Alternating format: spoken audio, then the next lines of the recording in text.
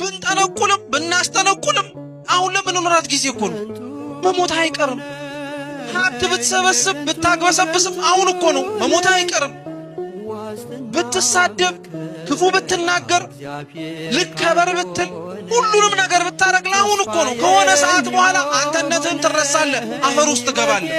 ለዛ ነው ቅዱስ ዮሐንስ አፈወርቅ ምን ይላል? ልብ ብላችሁ ስሙ። በሞታችሁበት ቅጽበት ሰው በምን ያክል ፍጥነት እንደሚረሳችሁ ብታውቁ ሰውን ሳይሆን እግዚአብሔርን እያስደሰታችሁ ትኖሩ ነበራል። አሁን የምንኖረው ማንን ለማስደሰት ነው?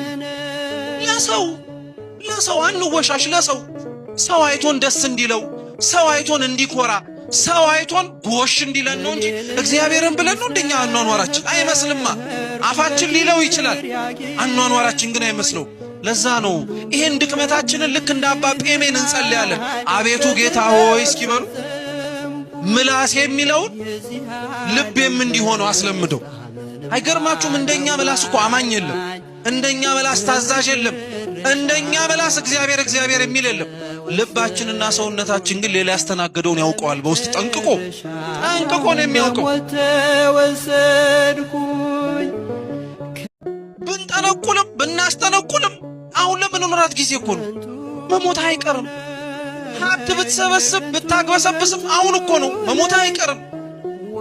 ብትሳደብ ክፉ ብትናገር ልከበር ብትል ሁሉንም ነገር ብታረግ አሁን እኮ ነው። ከሆነ ሰዓት በኋላ አንተነትህን ትረሳለህ፣ አፈር ውስጥ ትገባለህ።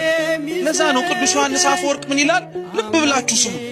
በሞታችሁበት ቅጽበት ሰው በምን ያክል ፍጥነት እንደሚረሳችሁ ብታውቁ ሰውን ሳይሆን እግዚአብሔርን እያስደሰታችሁ ትኖሩ ነበራል። አሁን የምንኖረው ማንን ለማስደሰት ነው? ለሰው አንወሻሽ። ሰው አይቶን ደስ እንዲለው፣ ሰው አይቶን እንዲኮራ፣ ሰው አይቶን ጎሽ እንዲለን ነው እንጂ እግዚአብሔርን ብለን ነው እንደኛ አኗኗራችን አይመስልማ። አፋችን ሊለው ይችላል፣ አኗኗራችን ግን አይመስለው። ለዛ ነው ይሄን ድክመታችንን ልክ እንደ አባ ጴሜን እንጸልያለን።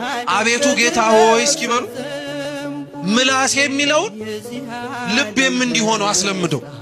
አይገርማችሁም? እንደኛ ምላስ እኮ አማኝ የለም፣ እንደኛ ምላስ ታዛዥ የለም፣ እንደኛ ምላስ እግዚአብሔር የሚል የለም።